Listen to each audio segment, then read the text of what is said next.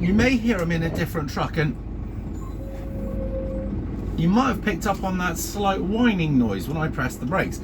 I am in a very old Scania. Now this is a story for lorry drivers, right? So if you're not into it, you probably get bored.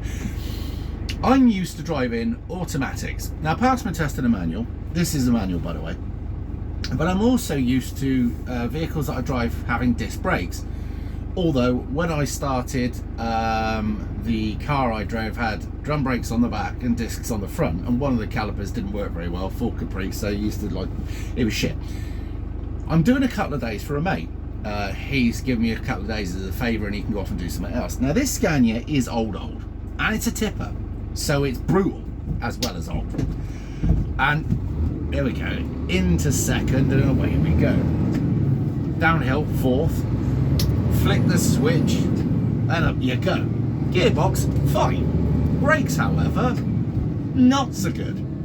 But this is acceptable because it's a Scania, and apparently these things are legendary. So I've got a bit of gout in the knee, and these brakes have to be pushed with the power of a hydraulic ram.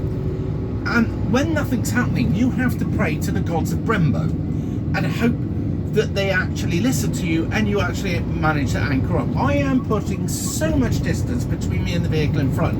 We won't make any progress today, but I'll show you in a second just how legendary these are. They passed the test that's acceptable for a Scania that has drum brakes and is built in the dark ages. Here we go, right, so the sort of braking that I'd normally do in my truck, the exhaust brakes on. A bit more. Back into the seat, there you go. It's some scary shit. If something jumps out on you, it's worrying. But apparently this is completely fucking normal.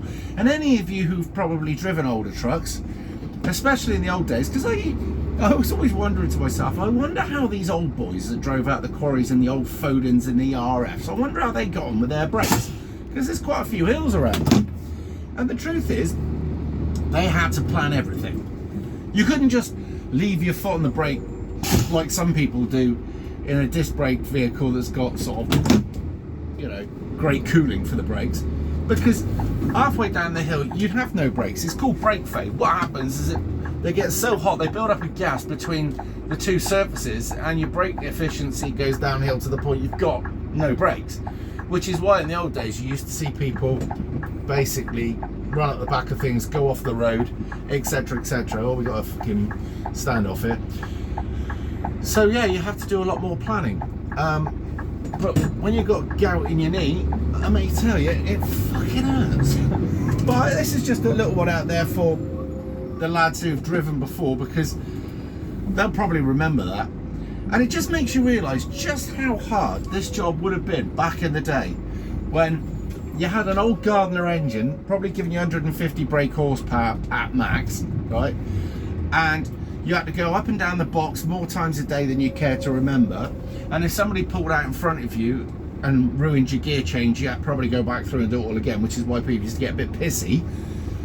But yeah, I'm having to work a lot harder today. So let me know what you think in the comments.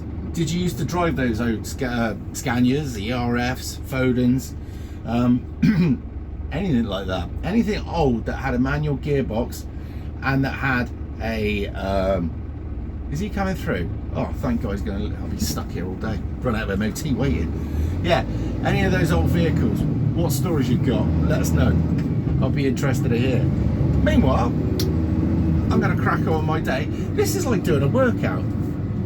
Oh wait, it's not really. I'm lying a bit, because obviously this has power steering, whereas in the old days many of those trucks didn't have power steering, and this has probably got 400 brake horsepower, whereas I say they were old in an old I don't know, you could have had a Rolls Royce, you could have had a Cummins, you could have had a Gardner. I think most had the Gardner, and yeah, you just work your ass off. Anyway, I've got the wrong gear. I'll see you in a bit.